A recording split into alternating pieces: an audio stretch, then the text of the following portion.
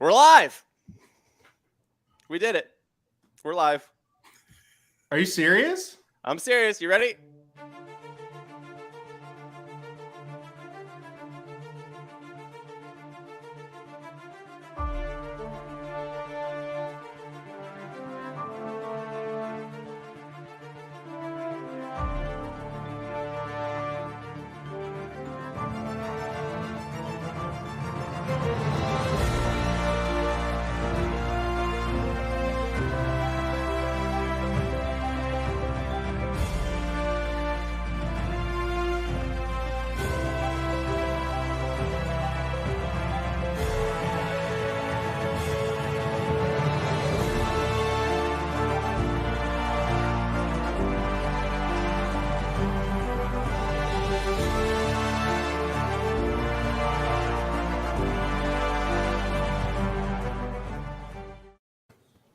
What's up, everybody? Racing Dudes Live. Everybody is nice and awake. How you guys doing today? Boy, how are you doing, Magic? That's the most energy I'm going to have the rest of the day, so I'm going to retire now. I'm at a loss. Yeah, so we got the 1 minute to go here to the Busher Stakes at Aqueduct, so we did go a little early, as Brett said, but yeah, this is not the most exciting race, so not a lot to talk about going into it here. Heavy favorite radio days, 2-5. Aaron, you seemed a little surprised she was so short coming into this. Well, I mean, I think she's a very likely winner, but, you know, she did get beat last time out to Girl with a Dream, and Girl with a Dream hasn't finished yet at Gulfstream earlier today. I don't really hold that against her, you know, totally different pace dynamics with Girl with the Dream today, just didn't have it. But, yeah, I'm a little surprised she's 2-5. I definitely think she was the most singleable, if that's a word, horse in the sequence, so I guess that kind of explains it. I think it's the same kind of situation. If a horse doesn't get away from her, like the 5, and get out to an early lead that she just can't make up the ground, then I think the 6 is going to roll here. Coming back home to Aqueduct, a little bit different track configuration. She should be tough. I can't seem to get that bunch of horses right. You know, I was against Girl with the Dream that day. I was against, you know, then Radio Days gets beat, and I was with Girl with the Dream today, and, you know, like you say, she's still trying to finish. So it's, I don't know, like Radio Days should win, but I'm not necessarily like super amped up about it. But the thing is, this field, I guess, is not. I mean, I guess the 4 is a little bit interesting at that price. What about you guys? I just took a little piece of the 5-horse Magic Circle here, who I think is going to be alone on the lead. I think that you got a chance for the 5 to go wire to wire. I like Aaron mentioned. I mean, the fact that the Girl of the Dream just absolutely up the track at Gulfstream is not a great sign here for Radio Days. You've got a 5-horse field with 1 horse that wants to be in the lead and 4 that want to chase. It just, to me, it's like it's either the 6 is going to just be the best horse here, or the 5-horse is going to be able to take this field gate to wire. And I'd much rather take the 6-1 price over 2-5. The 5 is certainly going to try to take him gate to wire on the lead, but today the 6 is sitting a lot closer than she did at Gulfstream last time out. So that's the big news here. Now, if she can kind of sit this kind of length away from the leader, so to speak, and then kick clear and kick on hard like she has in her other races, it's lights out. So much better trip for the 6 as far as chances of winning the race today. Yeah, I Pretty mean, slow opening quarter, 24-1. Mm-hmm. I like where this 4 is at too. If this, I don't know, the 5, I mean, is going to give you a run, but it's also the only Aqueduct, question. You generally want to be rail speed too, so it's not a great spot for the 4. He was trying to go 3 wide around both these horses. The 6 looks not great for a 1-2 shot right now. No. I like the 4 a lot. Like, off. it's 4. Come on, 5's baby. gone. This 5 might be Magic. gone. That's 5's gone. We've seen a horse re-rally once today. It ain't gonna be this one. My goodness. No. Wow, the 4. Oh, Vinty Valentine. 5-1. Impressive. Abreu was really cold coming into this too, so nice to see you can get this one off the layoff too. We haven't seen her since December. So the forward gal, not a great race.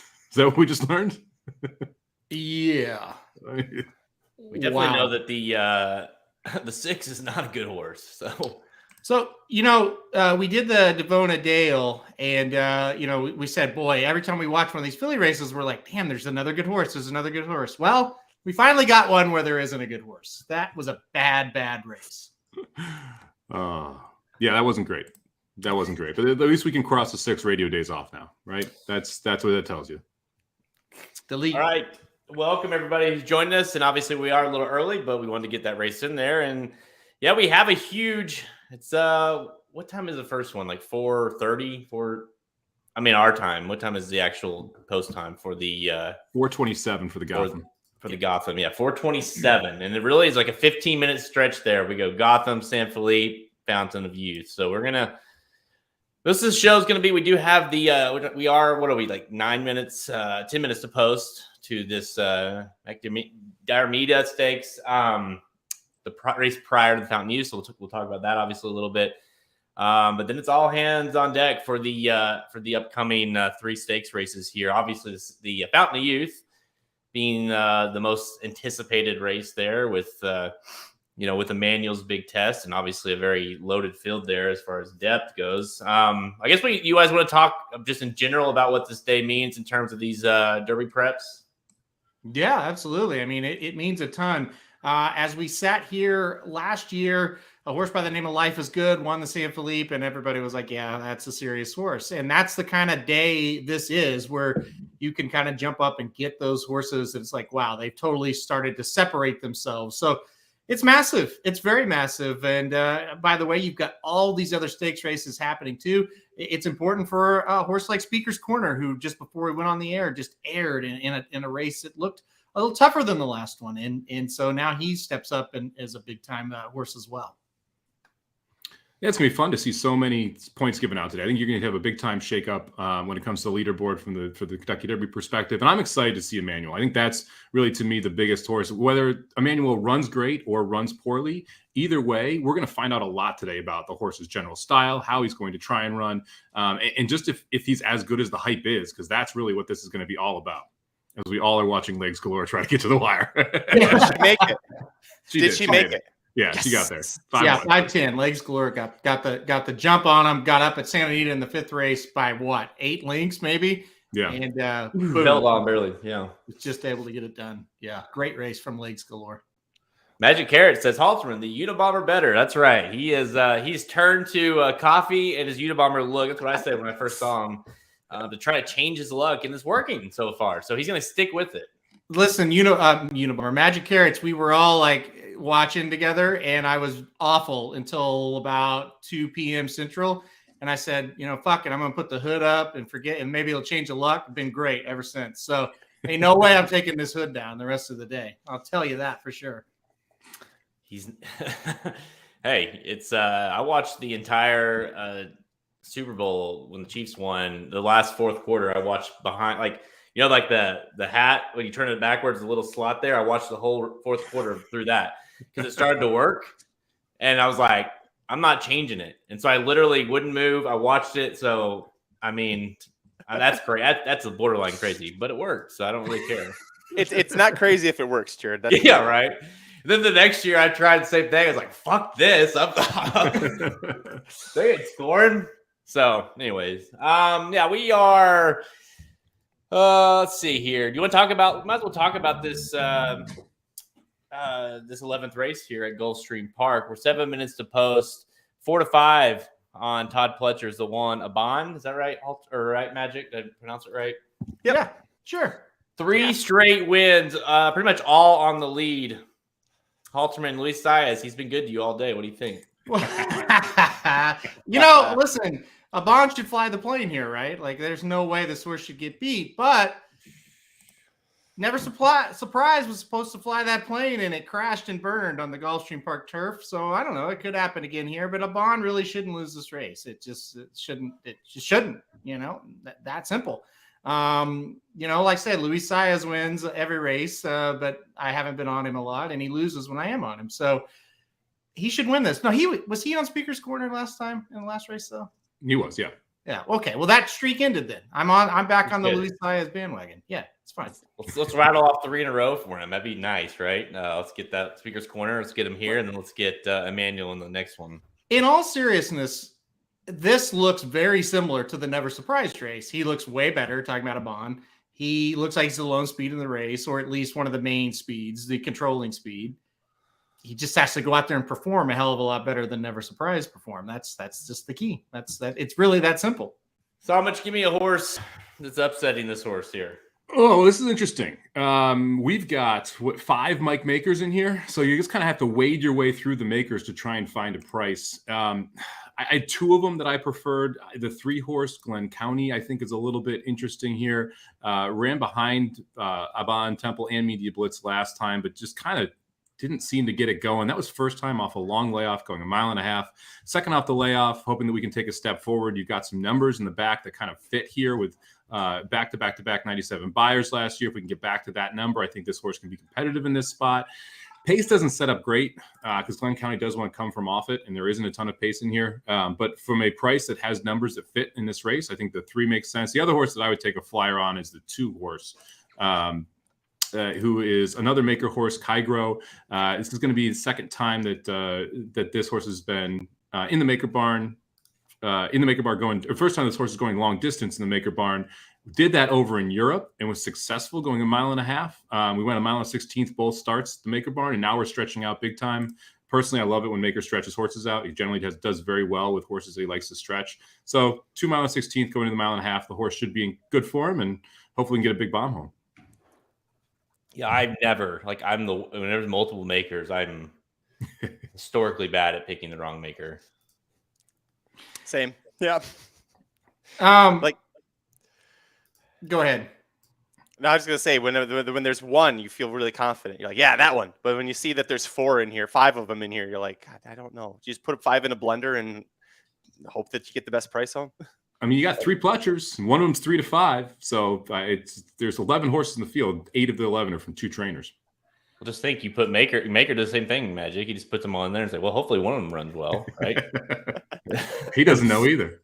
Yeah, he doesn't know either. So we're all going to find out together. Speaking of the Pletchers, one of our favorite horses of the Racing Dudes team, I know Halterman's one of his Shamrocket. This is one that he loves to bet on, and this is a horse that is sitting there at 9-1. Pletcher's got the 10 and the 11 there, kind of a relatively new shooter, so to speak, for the 11 Flintshire horse, which is cool. Won last time out, not on the turf. What do you guys think about these two? Is it a situation? We talk about the other maker. Could it be the other Pletcher? I think it could be. I actually am a little bit afraid of those 2 Pletchers. You described the 11 really well. Kind of a new shooter. Don't really know if he's good enough. Don't really know that he's not good enough type of horse. And then Shamrocket is just kind of the old reliable, right? Like, that horse is going to come with a run. It's probably not going to be good enough to win, but if they come back to him a little bit, if they get a little soft up front, he will come and get them. That much we know. And listen, the class of these horses, it's not going to bother Shamrocket. I mean, this sumbitch goes up against anybody. Like, literally, he goes up against the best in the crop, or division, I should say. Not really crop anymore after they turn 4. But, yeah, I mean, I am a little bit nervous about them. And you guys said it with the makers.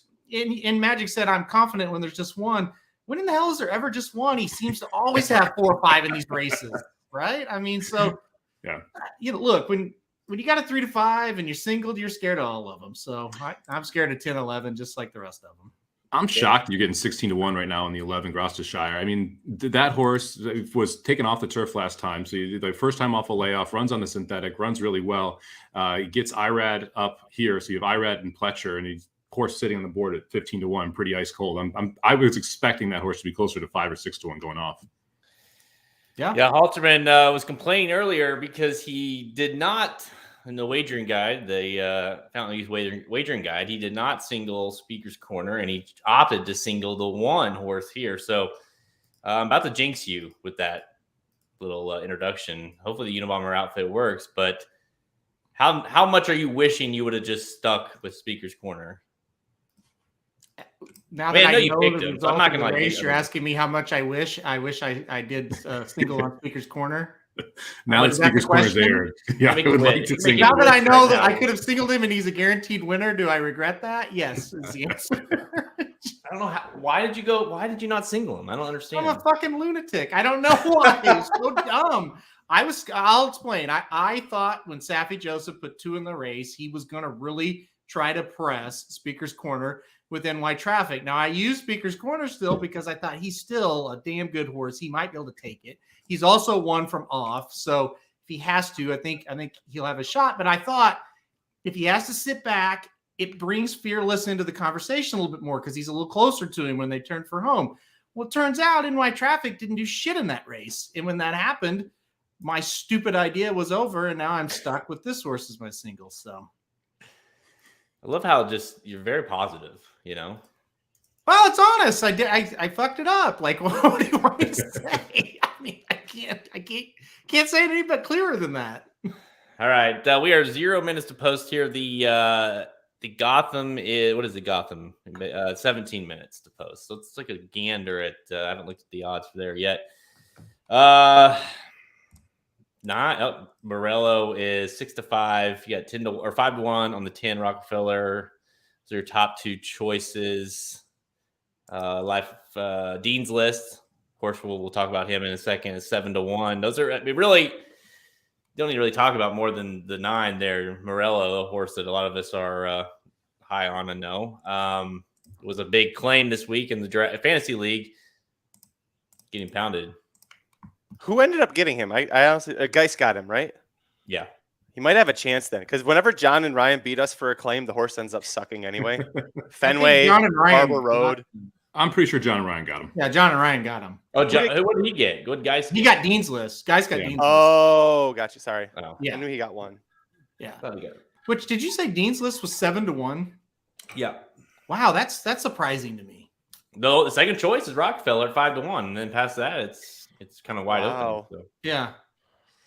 I'm surprised Morello's 6-5. I thought you were going to get something closer to 2-1 on that horse.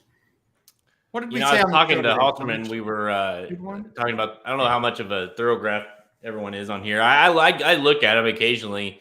First of all, the two standouts were Emmanuel and the Fountain Youth shouldn't even be able to compete against. His numbers are terrible. And if you want to flip it, Morello's numbers are like as good as I've seen when it comes to a 3-year-old early in the year. He got a 1 for his last race, which is great for early on. So, and the next best I think was like a 5 or a 6. I mean, to me, there's two. There were 2 things there. I mean, I know it's early. And thoroughgraphs, especially when they're early on, you can't really trust. But those are the 2 standouts I thought as far as okay. I mean, that's a tremendous standout. A 1 on thoroughgraph for a 3-year-old that's running an Aqueduct is fast. I don't necessarily take a lot of stock in like the 8 versus the 6 or the 6 and the 5 because I mean it's like whatever. But when you have a 1, I mean the 1s that's what you're usually seeing from. If it's a 3-year-old we're talking, you're seeing that later in the year typically. So yeah, especially when this thing should be all in his favor. Like, I know on the pod, I picked Rockefeller because I thought he'd get the lone speed, but seeing the numbers, no matter if he gets the lone speed or not, that horse is probably going to chase him down. So, all right, they are almost fully loaded here at Gulfstream Park. Final thoughts? Maker, Pletcher, Maker, Pletcher. I'm rooting for the 3. We get Glen County home. All right. Okay. I know you're not feeling though. I should own that horse as much money as I bet on the 3 and lost. So I don't know if with 11 horses. Like I'm gonna lose. I don't think you want a 3-5 favorite when you've got 11 horses going a mile and 3/8 on the turf like this. Well, he should get a pretty easy. I liked A-Bond, but I don't like him at 3-5. That's like unplayable at that point. And he's not going to get the lead. Wow. Well, he didn't get the lead last time either, though. Oh, he did. Okay. I mean, I think of him as just a gun it straight to the front kind of a horse. I was expecting him to control here. He didn't get the lead, but he also wasn't this like far back. No, he's fucked. He's done. Yeah. So safe conduct goes and gets the lead. I thought Tide of the Sea was the one that's going to press. Temple sitting a pretty nice trip, and then Glen County sitting in 4th. First time past here. What is that? The only horse that may have a worse trip than the 1 is the 2. Yeah, he's checking. The 1 is in 7th. Why is the 1 in 7th?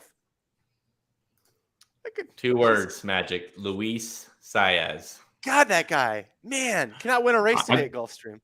I'm shocked that he is this far back.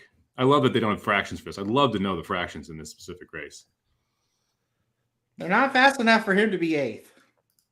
I would agree with that. By the time this race is ended, you won't be able to see Halterman. He's just going to keep sinking down into his chair.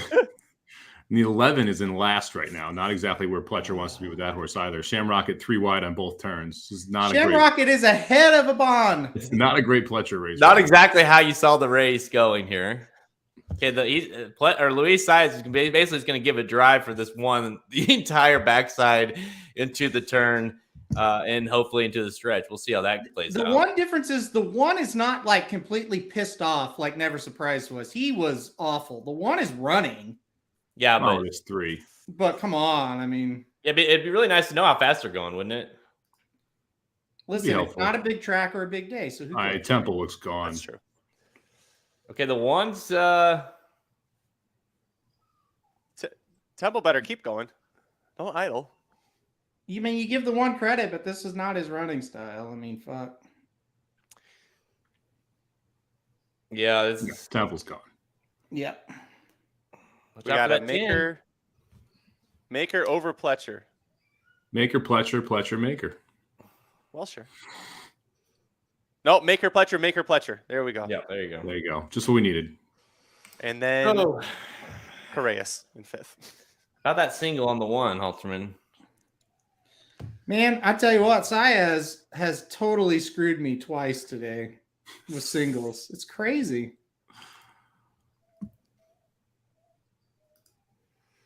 Oh boy, it's hard to know what to really like.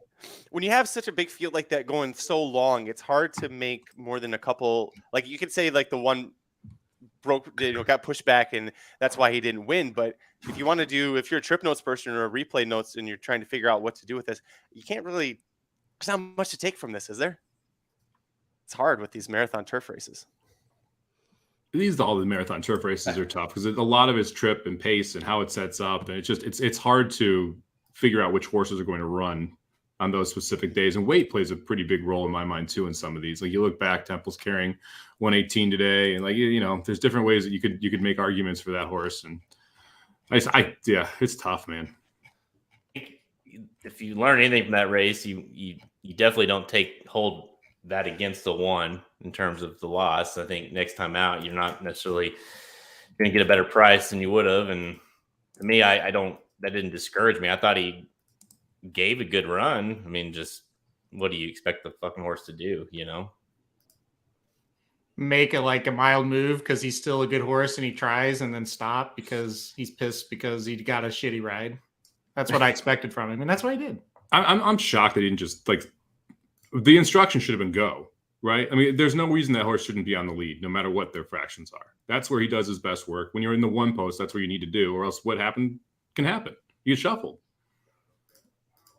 Well, like the 1 breaks, it wasn't like a bad break. I mean, the biggest problem was he's in 3rd or 4th, and then all of a sudden he's in 9th. He gets shuffled, yeah. That's where you lost the race. Like if he makes that move around the turn that he makes and he's in 3rd or 4th instead of 9th. Yeah, he might win. Yeah. But you're like I said, he made a great move in the turn or in the backstretch to get from 10th to 3rd or 4th, and then it's like, well, shit, man, like the horse can't sustain a run. He's not arrogant in Dubai. He can't sustain a run for the entire half of the race.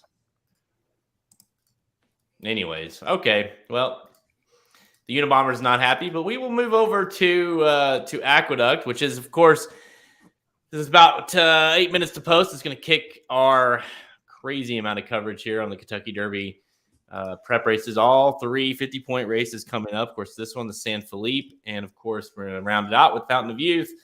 Halterman 6-5, still on Morello, 9-2 down on Rockefeller. You got 7-1 on Glider and I keep wanting to call it Life's Great. Dean's List are your 2, and then the 8 horse Bold Journey is 8-1. So really, it's again 6-5 is holding pretty steady there. That's probably what you're going to end up getting, somewhere close to that. Somich, you asked on our show who's getting like what Derby prep will a horse get over bet in a Derby? Like what horse will get over bet in the Derby preps? I'll get it right eventually. And gosh, right now like Morello's getting over bet. 6-5 is way too much. That's wild. We kind of thought 2-1, 8-5, something like that. All of a sudden, it's making a horse like Dean's List at 7-1 awfully tempting. And that horse should not be 7-1. Rockefeller about where we thought he would be. We thought 3-1 to 4-1. He's at 9-2, so that's even better. But right, I mean, Dean's List at 7-1 is crazy. I mean, this is a horse that's won 2 in a row. The horse that he beat came back to win on debut. I don't know, man. I think this is the one to play at 7-1. This price is way too good on Dean's List. Yeah, I mean, both those Gulfstream races now look good. I mean, Felix came back to win today. That was the horse that he ran second to the first day. Mm-hmm. In Due Time was in the race last time where he won, and obviously we saw what In Due Time was able to do with a couple of the Pletchers in the next time out, and we're going to see In Due Time in less than an hour here down in Florida in the Fountain of Youth as well. So both of those Dean's List races came back pretty strong. Biggest concern about Dean's List is just the pace, how it's going to set up. He wants to be forwardly placed, wants to be on the lead, and there is a lot of pace in this race. I would expect it's going to be pretty contentious up front early. Morello should be able to sit a nice trip, just like he did last time, able to kind of stalk the lead and be able to pounce. For my money, I kind of would lean into the 2 here, Glider, who faced Emmanuel last time down in Tampa, and he got toyed with, but made a decent account of himself and is clearly the best closer in this field. I mean, if this thing falls apart, Glider is going to have the best trip. You're getting 7-1 on him as well right now. So I like Morello to win the race. I don't really like 6-5. I'd rather bet the 2 Glider at 7-1. Yeah, we're going to. This is the interest. It's great that this race is before the Fountain of Youth because, like you say, the 2 might give us some sort of. I mean, it's hard to always say, especially considering Emmanuel is never out of really first gear that day. But to see kind of what the 2 comes back as, what he is. Of course, you've got the 5 Dean's List, another Pletcher out of his barn there that is been somewhat and definitely not hyped up to the rate of Emmanuel, but he is a horse that he has been pretty high on. So to see how he can stretch out is going to be interesting as well. To me, I guess you got In Due Time, right? The horse out of the Fountain of Youth as well, who Dean's List beat 2 back. So there's some sort of like preview. If you like In Due Time in the next one or in the Fountain of Youth, you're going to get a little preview of a few of these before we actually run it. Exactly right. And there's a tweet coming out right now from Craig Mikowski, the guy who makes the Timeform speed figures. He said Luis Saez having the worst 3-win day in writing history. And isn't that true? He has 3 nice wins today, and he is it's been bad. All right. So all or nothing, you might say.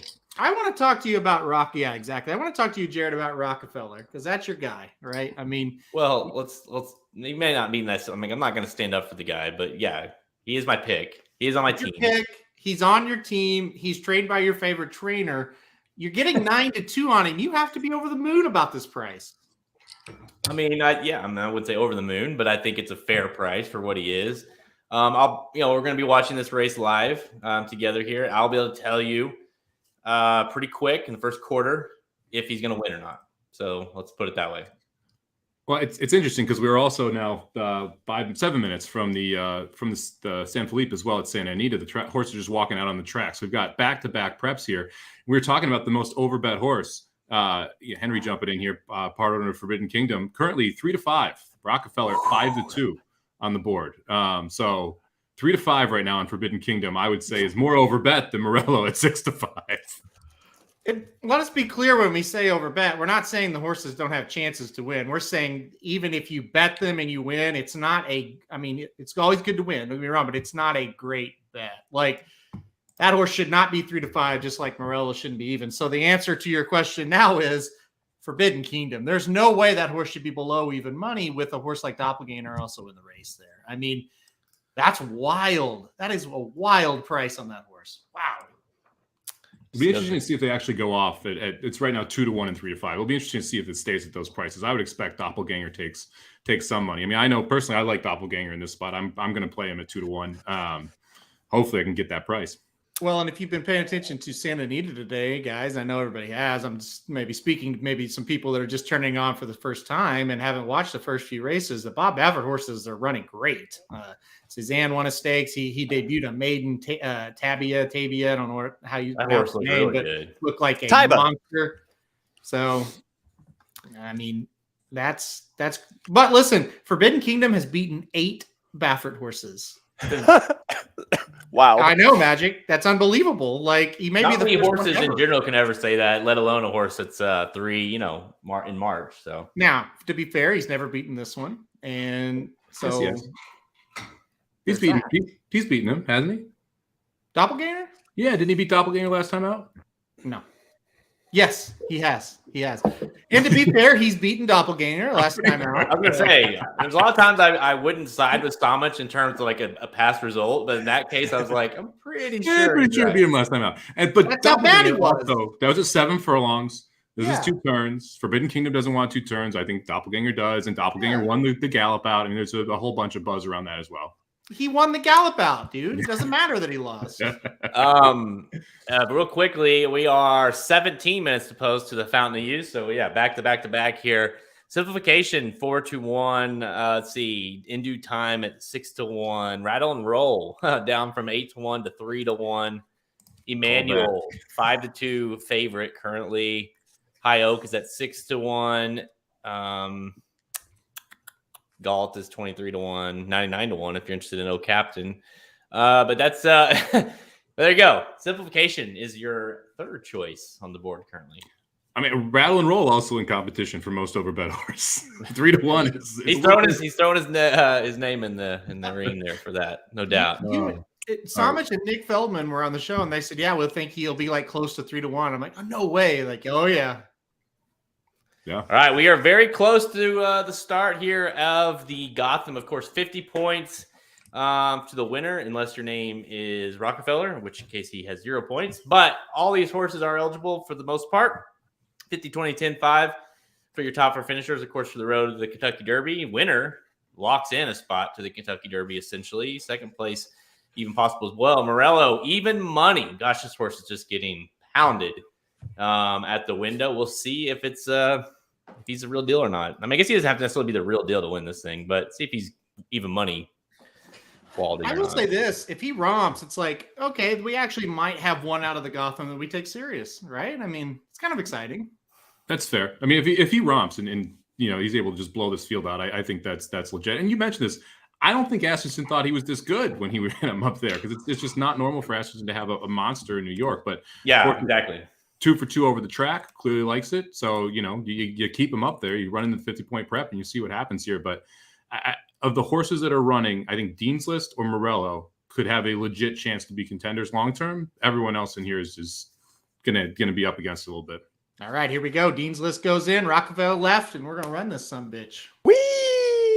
And then we're going to go right to the you're... San Felipe. We've got 3 minutes to post at Santa Anita as well. So if you're getting your San Felipe bets in, don't get locked out there. Yeah, we're going to be, as soon as they cross the wire here, we're flipping over to that. They're in the gate. I'm interested to see who gets the lead here. There's like 4 or 5 horses that could be They're out off. there. Oh, that 10 is a great start. Okay, 10 stumbled out of the gate. So there's your he's not going to win. Dean's List. Yeah. Dean's List wants that lead, baby. Come on, Dean. 5-1. Let's go. The 4 horses crushing every step of the way, though. Rockefeller is not winning. You guys asked about that. He's definitely not winning. I mean, if Morello's the goods, this is it. Good right? Lord, look at where he's at. Yeah, he's sitting Perfect a great perfect spot line. if he's good. 23-2 is fast for Aqueduct right now, though. That is a quick opening quarter. That is very fast. You're right, and he's got the lead to himself. And the 9 is going to get a perfect stalking trip, like you guys mentioned there. I mean, Rockefeller trying to start to make a little bit of a move there, 4 wide. who's the 1 there? Okay, no. If I'm on Morello, which thank God I'm not, now's the time. You got to roll because Dean's List is kicking Dean. away. Yeah, he did. He just started trying to get away from him. It didn't work, but he tried. Yeah. No, it didn't work. It didn't work at all. And we're still Dean. chilly on Morello. They're starting to ask Dean's List. The 2 is starting to make a little bit of a move from middle pack. Rockefeller might get last. He is going to get last. He is last. He Yeah, might he's get going to pulled be up, eased. actually.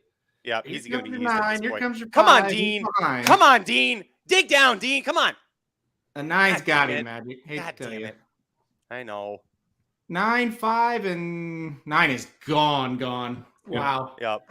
Lozcano's not even really. He's just shaking it No. at him now. That's an absolute trash race.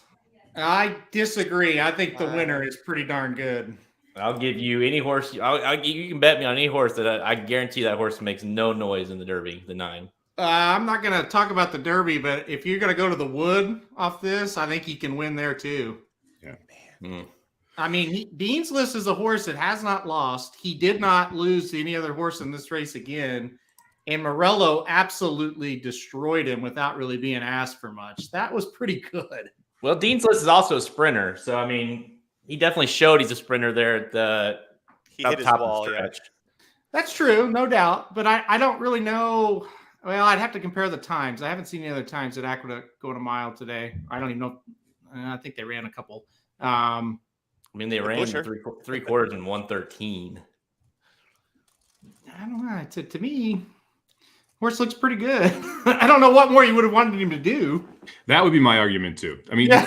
he faced the best horse in the race in Dean's List, put him away, and no one was closing on him. Okay, I agree. He probably is not top 10 in the Derby contention, but he makes the gate, and he is a relevant horse that's going to be in contention going into the second turn. Now, whether or not he's going to fade or go forwards is you could question that for sure, but he'll be at least forwardly placed in the Derby. I mean, he's going to sit there a pretty good trip. He sat a length off a sprinter today without really having to be ridden for it, so he is going to have the trip. I'm listen again when you said I'm going to bet you he makes no impact in the Derby. I'm not taking that, but we'll see him next to the mile and 1/8. If he can do that again, then I would take it. I mean, he's obviously very unproven as far as can he make an impact in the Kentucky Derby? But there's nothing else he could have done in this against this field. I mean, this was exactly what you wanted him to do.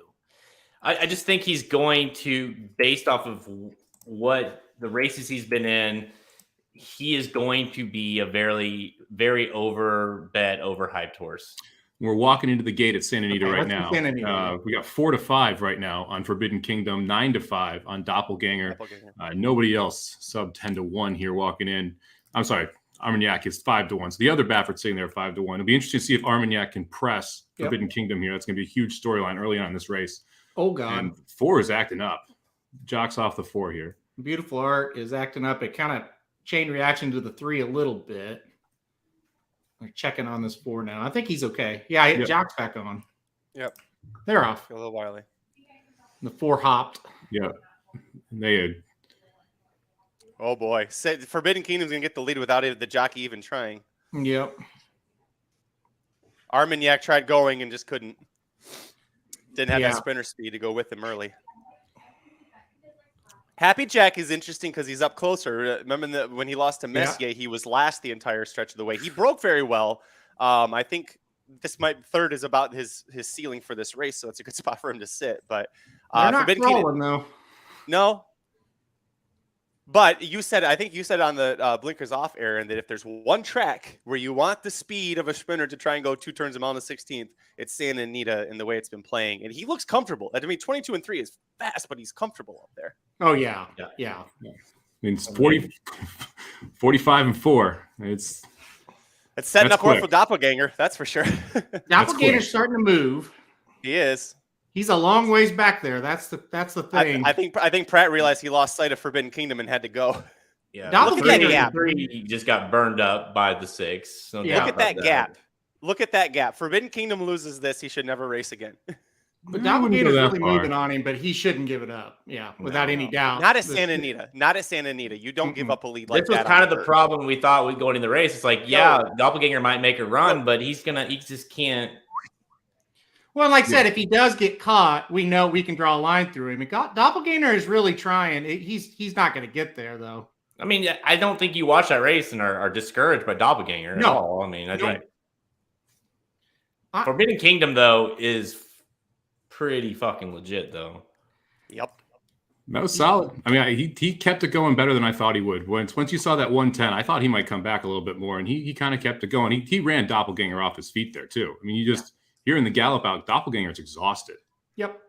And Forbidden Kingdom wins the Gallop out today easy. He's still cruising around. Like I said, Doppelganger just quit. He's a tough one, right? He kind of reminds me, and listen, not talent-wise, not accomplishments, but the way he kind of runs, when they stretch Beholder out for the first couple of times, everybody's like, yeah, I don't think she can do it. I don't think she can do it. Kind of just what Somich says, they kind of have that elite speed. And even though maybe they don't really want to go that far, they're just fast and they kind of just run the other ones off their feet a little bit. And, I think the Baffert horse, they really wanted to press there and it just couldn't do it. Didn't have the ability to do it. So that was super, super impressive. Do you think that Messier has the kind of early speed to go with Forbidden Kingdom or anything like that? Because usually the best Baffert horses traditionally are ones that they're fast early and they'll either set or press on the pace and then take off, which is kind of why I'm like, I don't feel about Doppelganger with his running style. Messier seems to be more forwardly placed. Do you think he, at least as a Baffert, has a shot against Forbidden Kingdom? Yeah, I think certainly he does, because I think that's the key to it. You got to be able to get closer to him. And, the big key is, if you press him going 2 turns, does he quit? We don't know. He has a look at one that might. But yeah, he's got to have somebody press him up front, and you got to be a lot closer to him. And again, in a situation, I wasn't like, I'm done with Doppelganger after the last race, because that race was never going to set up for him. You look at this race, it's like he's never going to win that race when it's that kind of setup. He's just not. He's not that kind of horse. He's a different Baffert. 99% of the Bafferts go towards the front and re-break and go. He's more of a normal horse coming from the back, try to make a move. But he's never going to beat that horse with that kind of setup. No way.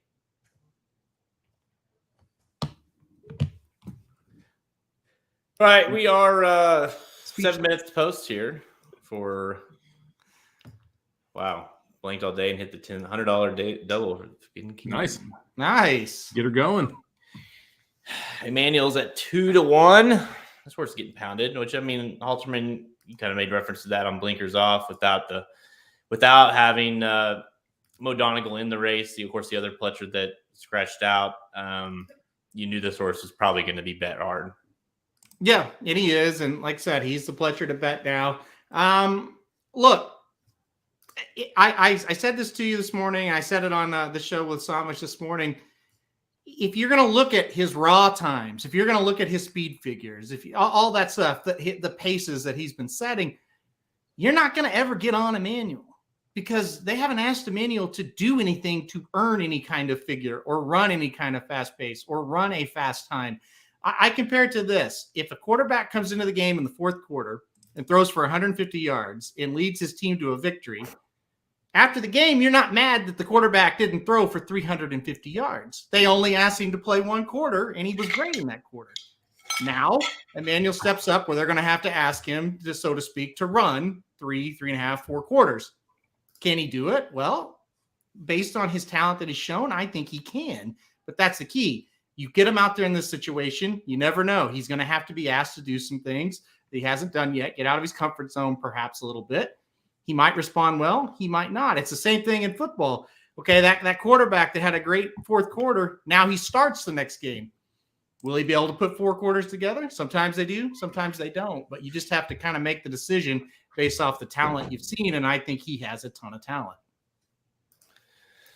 Well, we're going to find out, right? Think is, that's part of the game, and we got to, but this is a moment where the horse has 0 Derby points and is hyped up, and, you got to, even Pletcher made reference to this in some quotes.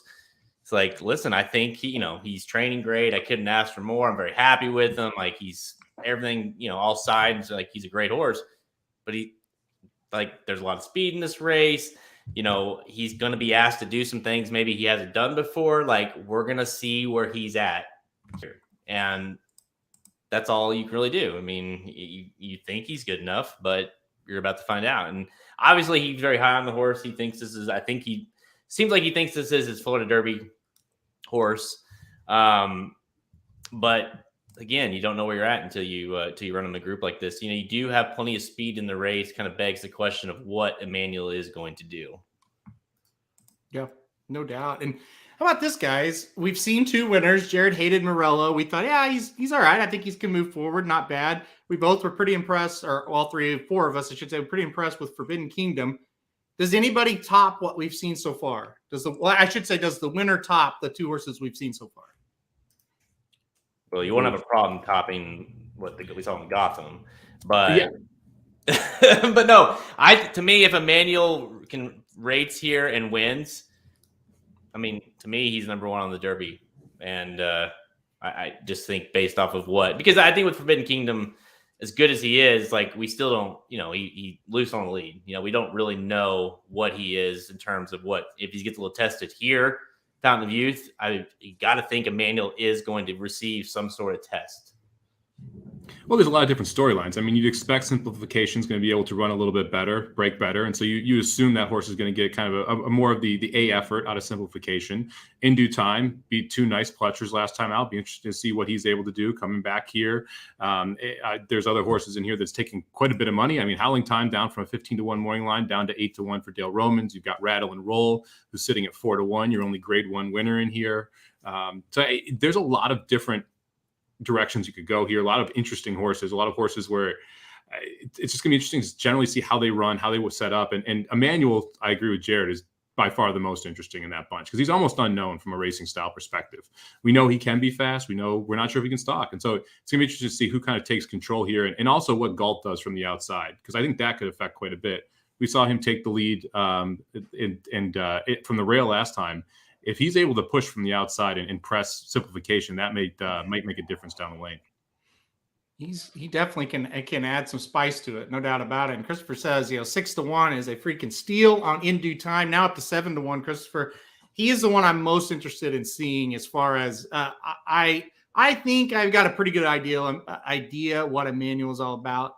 In Due Time, it's like I don't know. I'm 50-50. Like he might be decent. Or that might have just been a hot pace, and he looked better than what he was last time out. I'm totally on the fence with him.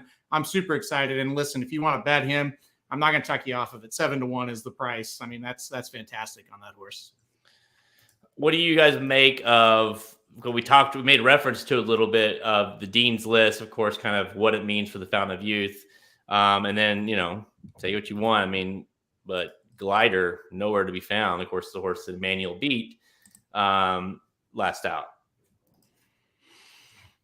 It's worrisome.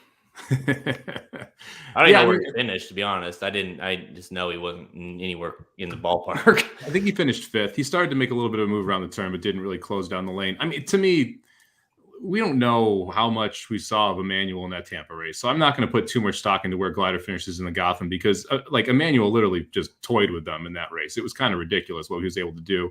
So I'm not going to put any stock in where Glider finishes in the Gotham to how good Emmanuel is. I think we're going to actually see the talent of Emmanuel today, and we'll know a lot more in 5 minutes about how good of a horse this is.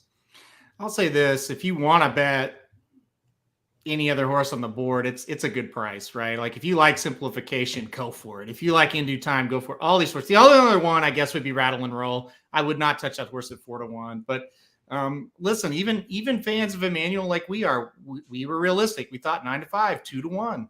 Well, he's there. If you really like him, I don't think it's a horrible price on that horse. I think it makes sense. And I think we kind of knew with the scratch, of Modonegal that this was going to happen. So this is a fascinating race. I think the other 2 races kind of were predictable how they went.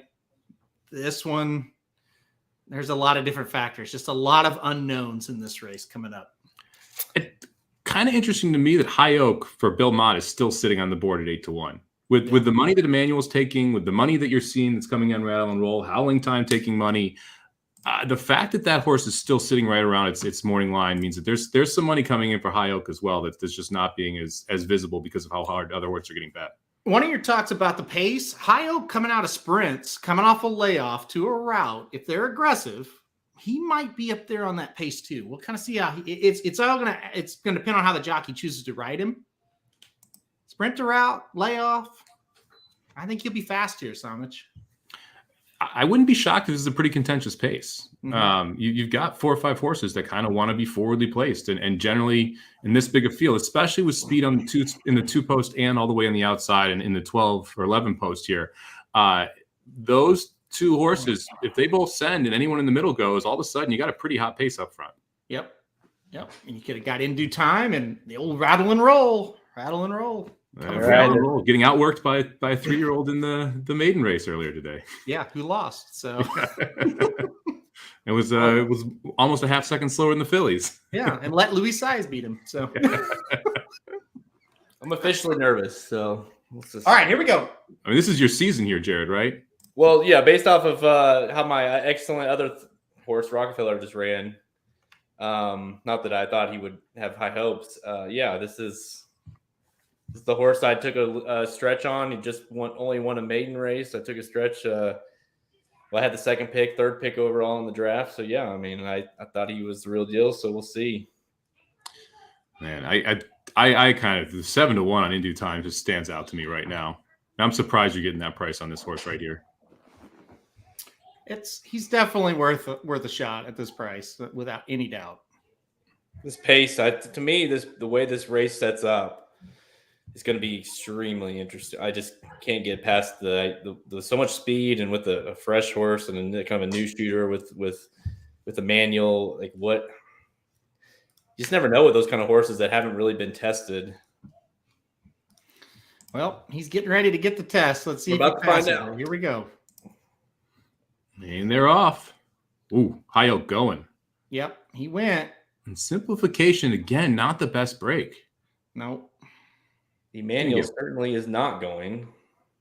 Yeah, Emmanuel's going to be sitting in between horses there. In Due Time, sitting on the rail in third. They switched Emmanuel up to the outside, but he's going to be way further back than what he's been. So this will be very interesting.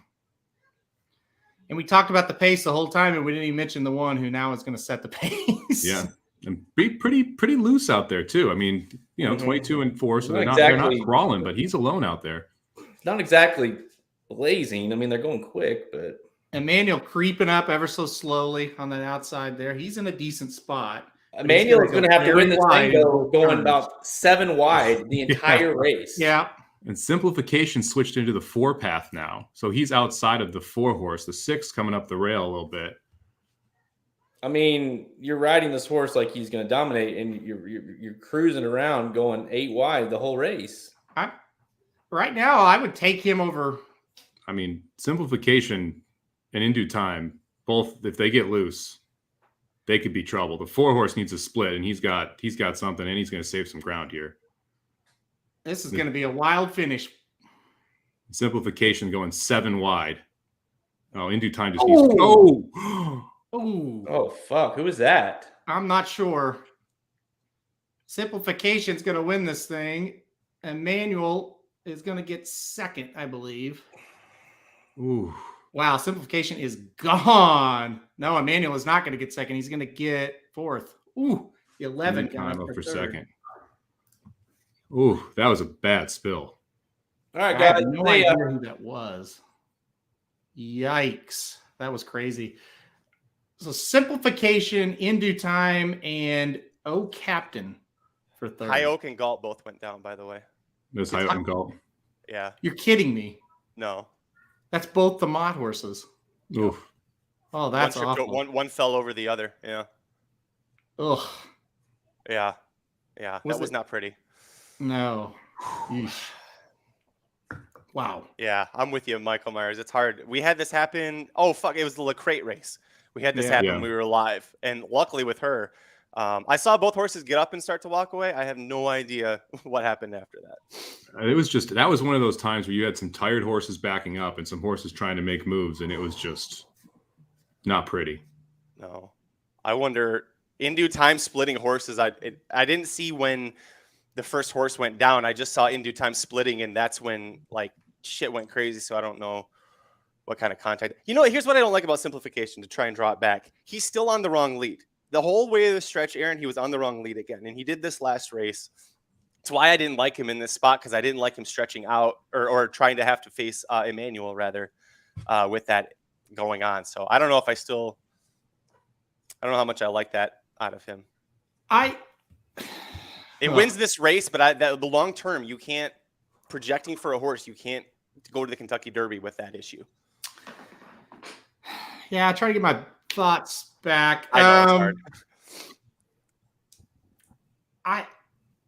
I can't believe I'm going to say this. I thought the 2 and the 4 ran very well, and I don't want to like shit on a race, but I'm not so sure if the other 2 races weren't stronger than this one. Yeah. Forbidden Kingdom was the best horse we saw today. Yep. Yeah. I mean, I think that, and I've been down on Forbidden Kingdom, but Forbidden Kingdom was the most impressive horse of the three preps that we saw. Obviously, we have a 4th prep at Turfway, but I don't think I'm going to pick the horse that wins that race out of it. I will say this: like, Simplification has now shown diversity in the last 2 starts that I did not expect Simplification to have. And this race, it's going to be tough. You got to go back and watch the replays if they are available to see what happened on that turn and how much it affected a lot of these horses. But Simplification had to go 8 wide there. I mean, the reason why he was out of the trouble was he was so far off the rail and way out there. So I think that Simplification specifically ran very well to be able to get this done. This was, again, not the trip that he wants, and he was able to show that can come off the pace and get the job done. That's a really, really good point on him. And that's why I kind of regretted making that statement a minute ago, because I think this is a gutty little horse, right? I mean, you made a great point. He ran fantastic last time to get 2nd, and he didn't get a good trip at all, and he still won again today. Now, the problem is if he keeps putting himself in positions like this, like say 20 horses, it's going to be really, really tough for him. So he's going to struggle, but give him a ton of credit. And I thought In Due Time ran very, very well with all kinds of traffic trouble too.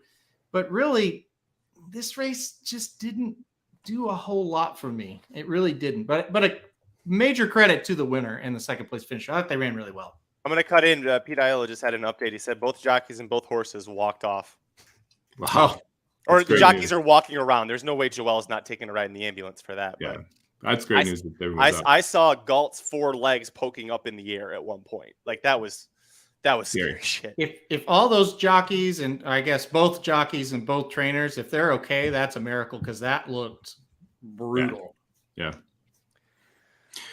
I mean, I'm interested in the top 2 out of here, honestly. Like, I want to watch a replay around that turn, because I don't know how much In Due Time was affected by everything, because it looked like In Due Time was going to get a split and go, and then he kind of stopped and then re-rallied, and I was surprised got 2nd. It looked like, the Emmanuel and Dean Delivers was going to hold on for 2nd after what happened there. So you're going to want to watch it back, see what happens there. But the top 2 here, to me, like, Simplification won with a bad trip here, and yeah, Emmanuel was not as good as we thought Emmanuel was. I think we can all agree on that, right? But In Due Time still ran well here, and I'm willing to give the top 2 a chance back.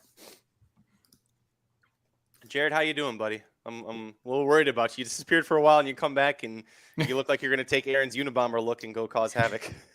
I'm wondering why I showed up today. Is what I'm wondering. Listen, I'd rather have Morello than Emmanuel right now, no doubt. I think that was a pathetic effort by Emmanuel. He was too slow to keep up early, and he quit late. I mean, what do you want? The horse should have finished 2nd if he's any good. If he runs out in 2nd, I don't necessarily. I'm not too negative about it, because it's like Simplification, I think, proved that he's a really good horse. He was like 8 wide his first time testing, good horses. Like, you can come up with some ideas or thoughts of why maybe that happened, but he just quit. He just quit whenever it's like Halterman said, well, I think Emmanuel's going to hold on for 2nd. No, he got 4th, like he just kept quitting. So to me, it's one of those things. Yeah. Michael kind of said it, 6 wide in the stretch, and then he wants the lead, or in the back stretch, and then he wants the lead. And I don't know if he's fast enough to get to the lead when he comes to some of these good horses. And so there's some problems there. I think bottom line, like Somich said, I don't think, at least of right now, I don't think Emmanuel is as good as we thought he was. He's another one. I want to watch the start again, because I was shocked that he was as far off the lead as he was. And once he was, and then he was 6 wide around the back stretch, and like, you knew there was going to be trouble in the turn. Like, it was not a great trip for Emmanuel. And you almost think he probably made his move a little bit too early, making the lead toward the top of the stretch. Like, it just, a lot went wrong for Emmanuel in that spot. I'm interested to see where Pletcher wheels him back. I think if Pletcher wheels him back in the Florida Derby, it says something. I think if Pletcher ends up wheeling him back and it's, in a lower end stakes race or not a Derby points race, it tells you all you need to know. So it's going to be interesting to see where he comes back and runs next. I mean, do you send him to the Florida Derby here, Jared? I mean, Kirk, what I do because I want 5 points, but no, I mean, that's just it. We know, and for 1000%, he planned on running this horse in the Florida Derby. That's the plan. So if he doesn't, that tells you a lot. If he does, that also tells you a lot, in my opinion. So we'll find out. Obviously, Charge It is going to be running next weekend in the Tampa Bay Derby. That's his other, maybe 1A, 1B. We thought. And then obviously Modonigal sounds like the Wood. And so we're kind of starting to spread apart a little bit. Where does he end up with, with this one? I don't know. I mean, obviously, it's like you said, in the turn, you knew, okay, Emmanuel's not just going to have to be good. He's going to have to be great to win this race because he was wide. And like you say, he had to make a move. Like he's going to have to be really, really good to win. And then obviously not only was he not really good, he was pretty bad actually. So I don't know. I think simplification to me is legit. Now, do I trust his trainer and trust that this horse is going to win the Kentucky Derby? No, I don't. You're muted. I look a little differently at Emmanuel's race here. He got a ton out of it. I'll definitely say that. I mean, it not much went right for him the whole time. The only thing that I really would feel strongly about is he did kind of just quit down the stretch. That's bad. But guys, he went 7 wide. First time against Stakes Company in a grade 2 race. So he kind of had a reason to be a little bit tired after this race.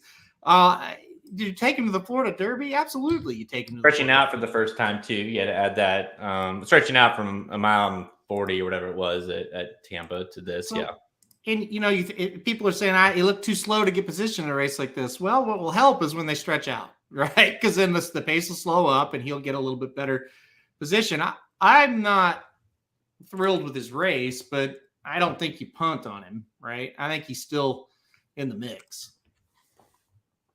I mean, okay, all things considered, what this crop is, what we've seen, yeah, I mean, he's in the mix, but he's certainly not. He's not going to be number one. I think we all on this feed thought he was probably, after today, he could very well be either number 1, easily, number 2, definitely. You know what I mean? So it's like, he's definitely not that. And that to me is the biggest, lesson learned today. Is he in the mix? Sure. I mean, it's a Pletcher horse who's going to continue to probably get better. I mean, we know what he does. But to me, you were kind of thinking he would be like the real deal. And if nothing, even if he goes with simplification there and they battle it out, and simplification beats him, you still say, wow, Emmanuel, that was really strong. Just got beat by a really good horse who's been proven and been running, in these stakes caliber races. He just didn't see that.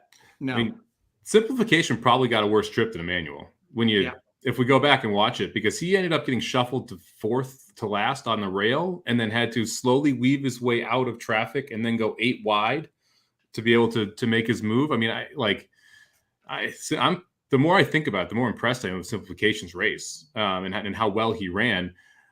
Also makes me feel pretty good about White Abario when you compare what happened in the previous prep at Florida and how well he ran in there. So I think Simplification is a real deal. Now, you can't do that with 20 horses. If he runs that way with 20 horses, there's a lot of trouble. You really want him to get one of those middle posts. An inside post would be a problem if he has issues breaking again a third time. If you're going to rank the Florida horses right now, White Abario is definitely the one. I mean, there's really no debating it. The Simplification just came back and dominated that group, and White Abario dominated him. And like you said, the trips were pretty similar, right? Simplification got a shitty trip that race and got a shitty trip this race. So, yeah, I mean, it's crazy. And I don't know, maybe Mo Donegal, we move him up a little bit because he ran okay last time out when you think of it like that now. Don't you guys think, real quickly on Emmanuel, even if he finishes third and holds on, like, to me, there's something to be said about like the good horses, the really good horses, like that they don't quit. They just that they're just going to keep coming. They're going to keep coming. Maybe they're not good enough that day, the bad trip, but it just seemed like Emmanuel just kind of said, "Fuck this," and really just put the brakes on. Like to me, that's the biggest issue that I have with the race. Like, not that he finished fourth, or not that he couldn't get to the lead early, or not that he was 7 wide. It was that when it really came to the running, he just stopped. Well, he got passed by 2 horses in a short stretch race at Gulfstream, and he was well ahead of them. That's a bad sign. So, yeah. I mean, even if he gets third, it's like, okay, but he got beat by an 87-1 shot. Right. I mean. Well, like literally you said, I can remember what you said. You either said he's going to get second or third. Yeah. And the moment you said that, like 2 horses passed him, and that he literally just stopped. And I'm sure he is tired. And, that's he asked a lot. It's a big ask. But I'm not going to, I was chief CEO, head of marketing, the whole 9 yards of Emmanuel's fan club. And I'm definitely a little worried there after that one. Yeah. By the way, let's real quickly. People are kind of ranking the preps here. Let's kind of go through what we saw overall. Let's recap this thing. What we saw on the day.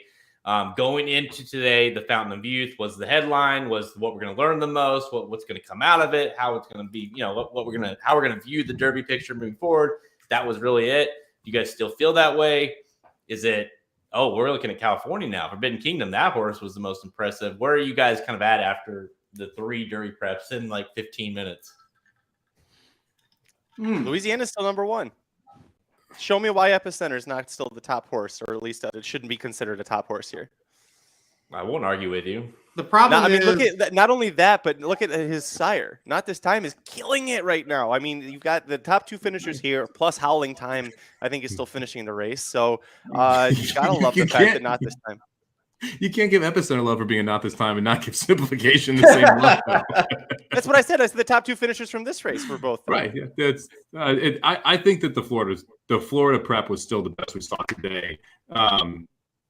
Epicenter might be the best horse, but I don't think the Louisiana circuit has much behind him right now. I think that's the biggest knock. I still think In Due Time is a good horse here in Florida. I thought that the last race, what Simplification was able to do in a bad spot was impressive. I mean, what we saw from Forbidden Kingdom was controlling speed that won, right? And what we saw in New York was a pretty good Morello horse who probably has some talent, but we're not sure how much upside is there. Simplification was more impressive than either of those two, in my mind, just because of how he did it. Are we counting Baffert horses or not? You want to bring up the maiden score? Well, okay, there's another one. Yeah, but are we counting Baffert horses or not? Because that answers the question. I would assume no. If we're not counting it, I think Louisiana has the best horse. And if we are counting it, I don't think it's even close. I think it's California. You still think that you're really that high on Messier still? I think Messier would have beat those Florida horses by 10, to be completely fair and honest. Yes, I do. I think Messier probably could have beat the Aqueduct horses by 8. And him and Forbidden Kingdom would be close. And what does that tell you? He ran at California. We had a maiden that may have been able to win the Fountain of Youth that ran at California this earlier today. I think it's California, but if you don't count Baffert, well, then it could be Florida, it could be Louisiana. It's one of those two.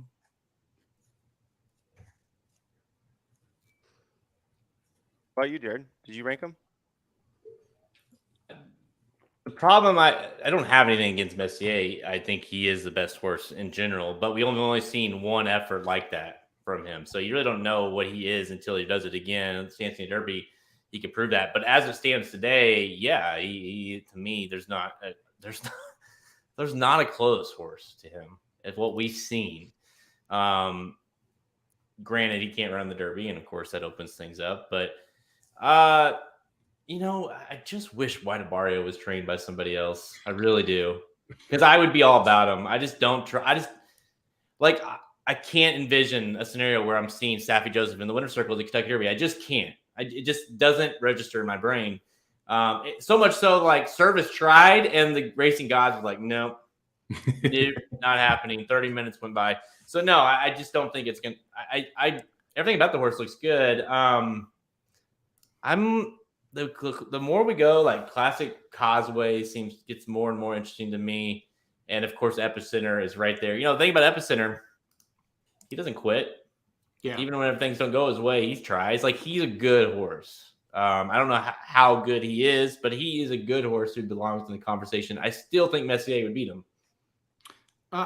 To be fair, I forgot about White Barrio. Yeah, he strengthens Florida. So from a depth standpoint, Florida is the best. I would say, if we're not counting Baffert's. Yeah.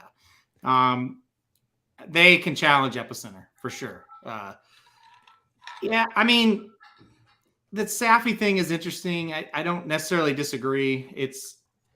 But I mean, the racing gods has let Bob Baffert win a lot of them. So, I think Safi probably can. And Safi was close to beating Baffert authentic with New York traffic. Like, it's not like he can't get a horse to try and beat a Baffert Kentucky Derby horse. The one thing, though, that I think I'll kind of piggyback to the Jared point, when Safi's not at Monmouth or Gulfstream, his horses usually don't run very well.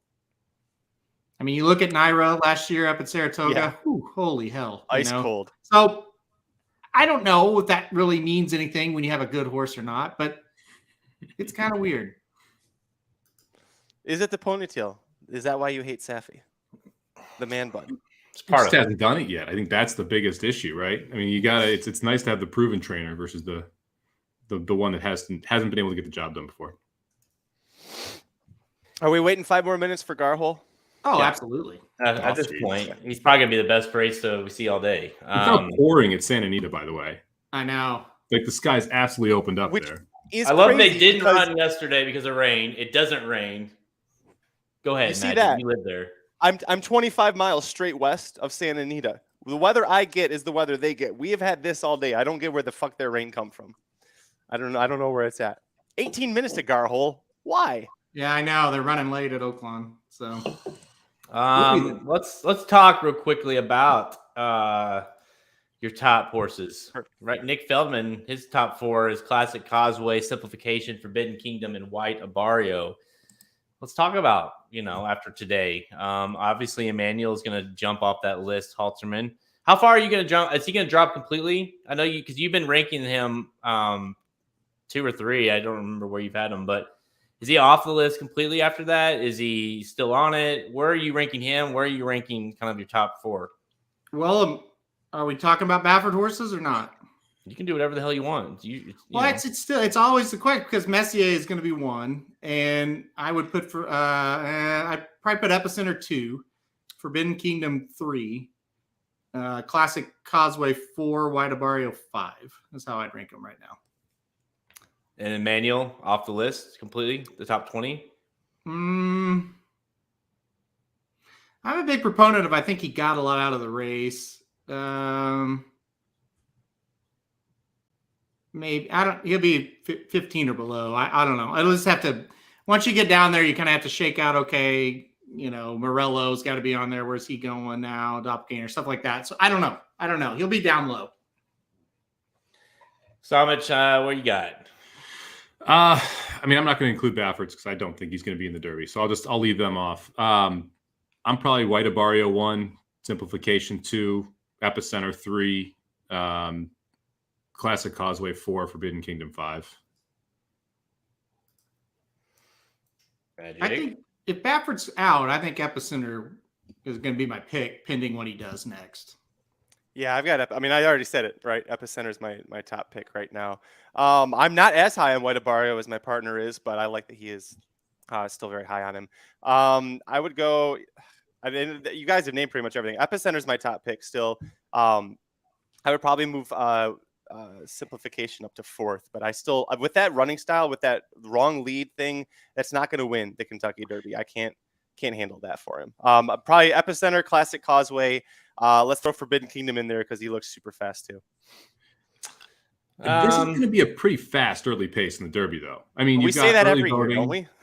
You've got early voting. You've got Forbidden Kingdom. You've got Epicenter. I mean, there's going to be multiple horses that are need the lead horses in this race, right? I mean, that makes it tough for any of those horses to win.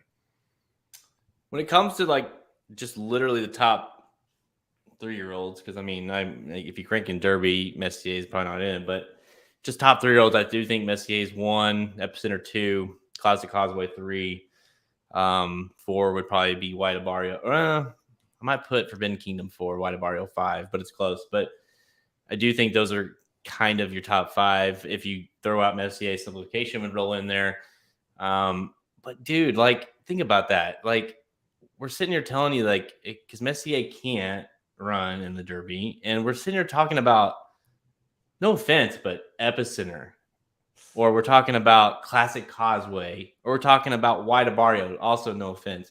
It's just like, really? Cloud computing, guys. Cloud computing. Secret oath. Run her in the Kentucky Derby, please. Because she can compete with that. I'm sorry. I think out of all of them, Epicenter might be the one. When you think about how the horse improved going longer last time out and beat what was arguably, if not the best, the second best field we've seen so far, at least coming in. I think if he jumps up again and improves, going a mile and 3/16 next time out, I think he starts to separate himself from some of these. But again, White Barrio, what if he improves at a mile and an eighth? You know, to me, those are two that could really kind of separate themselves. Classic Causeway ran really well. Let's see if he can do it again, kind of take another step forward.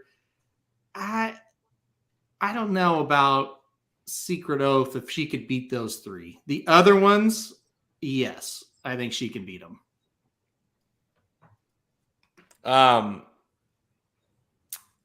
think the next races, because Epicenter ranked, like, bumped up what I think was his buyer bumped it up like 10 points on that last race. So him and White Barrio, Classic Causeway, those are all 3 that horses that, like, what can they do the next time? If they can continue that progression or continue the same that same level, then they certainly are in the mix. You do wonder, did Epicenter peak there that day? You know, is White Barrio, did he just take advantage of kind of the right situation? You know, Classic Causeway, what is he really after getting, you know, Smile Happy is a horse none of us are talking about, the horse that beat 2 of those horses last year. So you just never know.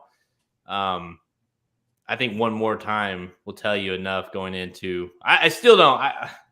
This picking a Derby winner this year without Messier, right, is going to be nearly impossible unless we see something, you know, unless Charge It or something rolls next week or whatever. You got to think that this thing is for the taking. Anybody who wants it can jump up and win this thing. You mentioned Smile Happy. Can I make a quick point on Smile Happy real quick? Look, I'm going to just be blunt about this, and I don't even really mean this as a dig, but how much better is he going to have to be than the rest of these horses to win? Right? Forget about the trip, like the trainer and the jockey. Like, he's going to have to be way better than the rest of the field to win. That is the reality we're living in.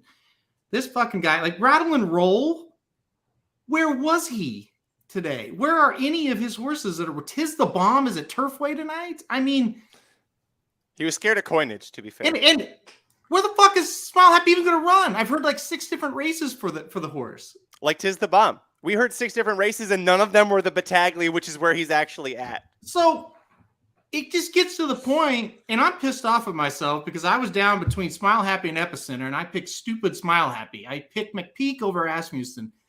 And I'm not even trying to be an asshole, but look at the record of these guys. That was so stupid not to pick Epicenter. I'm not making that mistake again. If I handicap a race that Smile Happy is in next, wherever the fuck he may end up, he's going to have to be 5 lengths better, or I'm not touching him. And that's why he's not going to be in my top 5 this week, because he's not. He might be on the turf next time out. You never know. Well, he's going to get bet too. That's he went off at 6-5 in the last race, and Rattle and Roll went off at 7-2 here, 4-1. Like, the horses are getting bet, and so not only are you behind the 8 ball, you're also paying a price that's not correct on these horses. Here, to Dave's point and why he threw in the jockey, Dave, I actually think McPeak had the horse very ready. I thought he ran a very good race. The jockey rode a horrible race. So it's not just a trainer, right? It's everything involved. And when it's this competitive and you're at this high a level, you cannot lose races because of that. You just can't. And sometimes the best trainers and the best jockey, I should say, will give a bad ride. And it's just like, damn, but at least you put the best one on, the one that's been winning. I'm sorry, you have Lannery on that horse. You're taking a big time chance. You're muted, Magic. Lannery was on when he was working this morning too. I saw that tweet. It was like, yeah, he looked great working out there. Lannery on him. I was like, yep, okay. We didn't learn our lesson. All right. I like Corey Lannery. I do. It's not a knock, but this is look what happened last time out. It's just proof, I mean, you're going to see it over and over. So it is what it is. I really I think Smile Happy has a lot of talent, but I'm worried about him. I was kind of perusing one of our fans that follows a lot of the shows, Sean Patrick Nolan, tweeted out, well, we know after the Fountain of Youth that Emmanuel can run 1.5 miles after that trip. And that might be true. He may not win in 1.5 miles, but we know he can run that far. How far he actually ran is going to be definitely interesting to see. How close is the old Gar hole? Because I can only talk about this shit for so much longer. Gar hole is 9 minutes away, so we're almost there. They're coming out onto the track now. To be people that want to know, Gar hole is an Arkansas bred running at Oakland Park, race 9. They are getting close. If you guys want to go watch that race 9, the number 9. The 13th from Gulfstream is about to go off. I'm actually really interested to see how Spenderella runs here. So the 4-horse was 6-1 morning line, bet down to 2-1 in this spot. Oh, geez. Diamond Wow got scratched out of the race, so I really like the 3-horse, but I ended up on the 4 here. Did you guys like anybody in this spot? I like Spenderella. Yeah, I like Spenderella. I also thought and by the way, Todd Pletcher 0 wins today at Gulfstream, but I did kind of like the 5 as a little bit of a price here too. I thought the horse looked pretty good last time out, so I like the 4 and the 5, and then of course Apollina, the horse the 8 horse who won kind of the same type of race last time out. I think those are your 3 to beat in this one. Yeah, I was 4-8-12. I think the 12 is interesting from the outside. Should show some pace and was able to win over this course last time out. So I think that horse has a shot in here as well. I'm surprised the 4 horse is your 9-5 favorite though. I was expecting to get 3-1, 4-1, somewhere in that range, not 9-5. The 12, I'm worried about the post a little bit. That's the thing with the 12. I do think the 12 has a lot of talent. Your points are valid there, but man, that post is going to be tough. You're going to have to be, maybe not way the best, but you're going to have to be clearly the best, I think, to win from there. The one price horse I liked in here was the 6-horse Lemieux, who's 23-1 on the board. Faced the 12 last time and did not get to the lead. Was able to win over the synthetic around on the lead 2 back. That's been an angle I've been using at Gulfstream all meet pretty successfully, is horses that won on the lead or on the lead and faded on the synthetic going over to the turf, because the turf holds speed so much better than synthetic has. So if the 6 Lemieux can get out, I think Lemieux has a shot at wiring this field as well. There's not a ton of speed in this spot. Yeah. Lemieux, will he be Mario or will he be Claude, right? That's what we were saying. So. Both had good careers. Well, Mario a little bit better than Claude, I think. Super Mario. It's fair. I like one, and I want to punch the other in the face if I see him on the street. So. All right, 7 minutes to Oakland, and like I said, almost to the gate or getting close to the gate there at Gulfstream for their finale. Garhole, by the way, 1-2 if you want to put down your wagers on Garhole. 1-2. Guys just loves Garhole. Oh, we do. We do. First of all, he's an Arkansas bred that runs like a non-Arkansas bred, so yes. there's reason to like him beyond the Oakland meet. All right, moving over to the turf. Vicky, what Edwin and Cassie horse for Vicky here? Okay. Yeah, that's Lemieux, Edwin and Cassie. Yep. Or Brandon Lemieux. I don't know who Brandon Lemieux is. It's better than Claude. I'm going to say no, since we don't know who it is.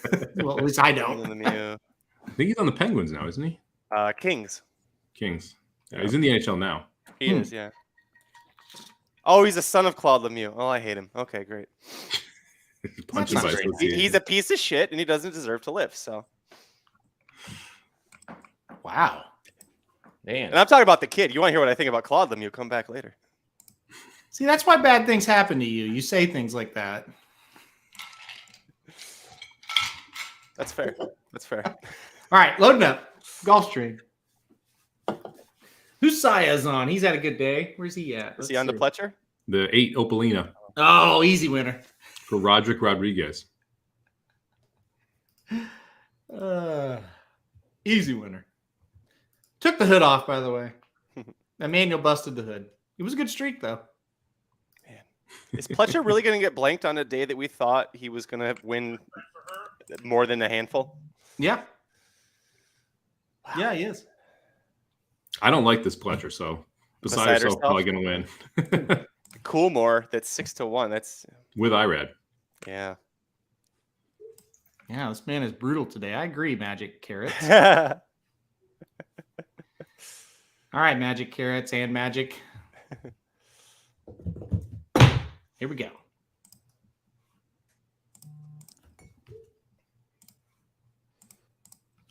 Maybe. Waiting on the No, 12. we're still waiting on the 12. Oh, they're sending the 6 today. Last in, first out, number 12. See, I'm trying to do the Pete Aiello. Nope, he's not. Oh.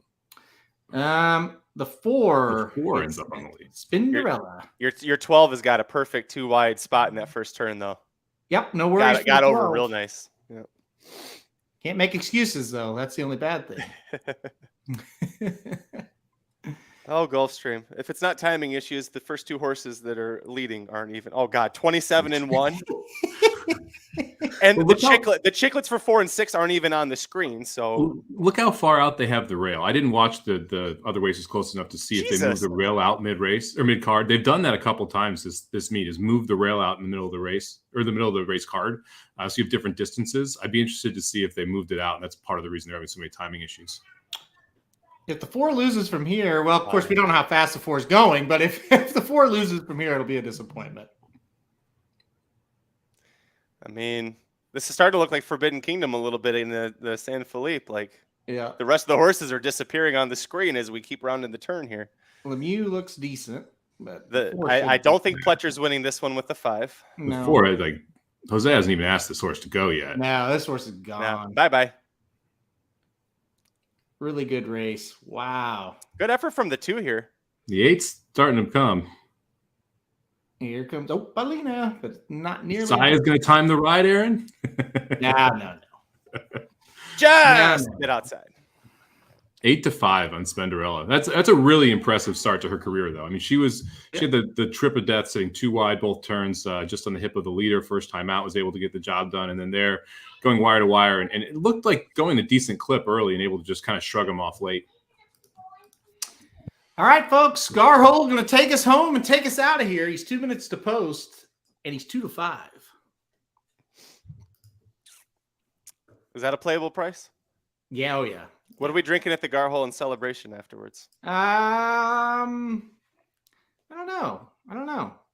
If he loses, we're going to quit racing for a couple minutes at least, because we still have Santa Anita.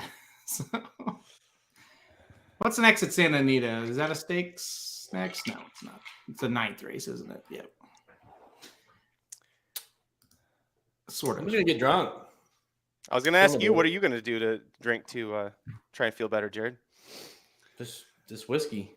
Hey, whiskey. I got new whiskey since we got time to kill. I got a new whiskey yesterday. I didn't realize Jamie Foxx has his own whiskey or bourbon company now.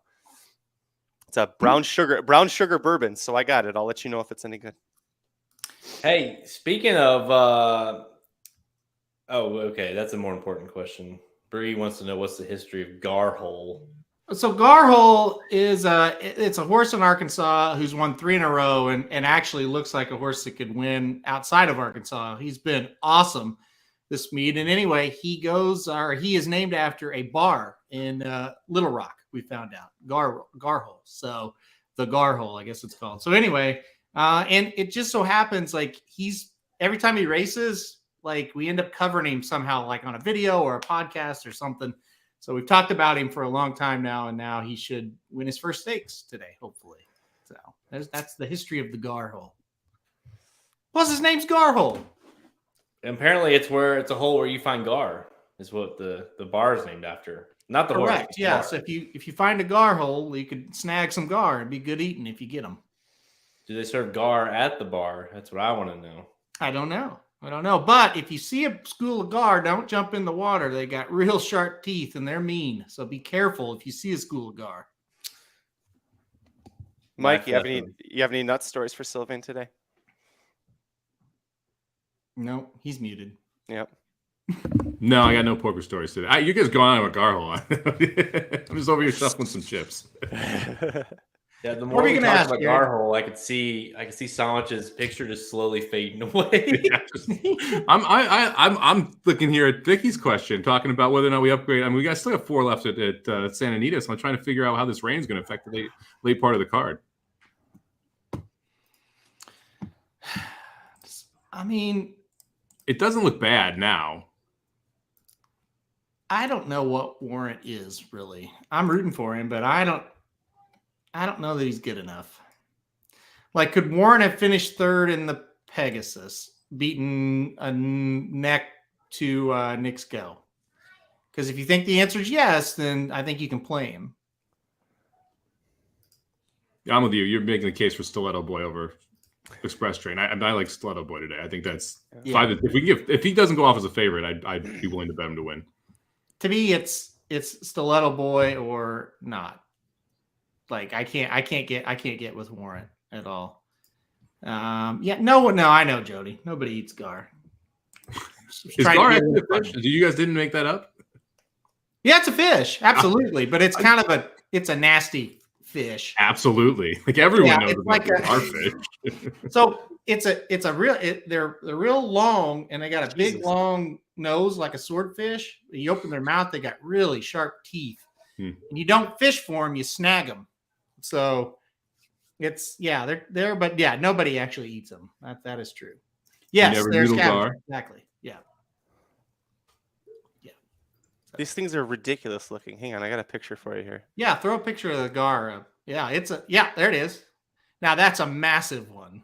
That is a big fish. Like that's what you don't see those very often. I hope not. Shit. But if you see a school of gar, stay away from them. You could see the teeth almost on that thing. They're mean too. Yeah, I wouldn't want to run into 10 of those things in a dark alley. Yeah. Right. Correct. I once caught a barracuda in the ocean. That's kind of like a gar. It's like the gar of the gar of the ocean. Gar of the sea. Oh, is the correct term. All right. Speaking of gar, no one says that. He's the gar of the sea. All right, he's in the gate. Garhole in the gate. And he'll probably fall flat on his ass the way I've talked about it. If Garhole runs poorly, I mean, I'd never again can we do this. Yeah. No. All right, he's off and he's good shape. Broke well. And he's in the lead. Yeah, in the lead. Here we go. Garhole, man. Come on, Garhole, you piece of shit. Let's go. Well, Magic and I covered the late pick 4 at Oakland. It was amazing how much Garhole ends up in the running lines there. Yeah, he beats everybody. Yet to get to the lead, by the way. So I'm not sure what Halterman's watching, but the 4 is clearly yet ahead. to hit the lead yet. No, he was on the lead, and then the 4 took over, but he was on the lead early. He looks loaded. I mean, he's trying to slow him down right now as he's passing the 4.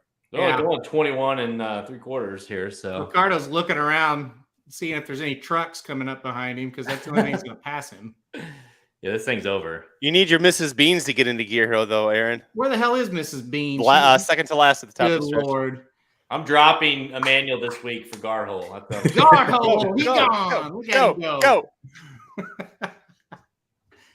Put that stick up, you bastard. Garhole's gone. That's awesome. Good win. That's what a 2 to 5 should look like. The fans are going nuts there too. Well, yeah, they love that horse. I'm telling you, that is a very, very popular local horse, and that's 4 in a row. Hasn't been tested in any of them. Easily the best Arkansas bred in the country. And listen, I think they might be able to take him somewhere, and he can win a race outside of Arkansas, which is great. Good race, Garhole. That was great. That was a good way to end things. Yeah, I'm real proud of Garhole today.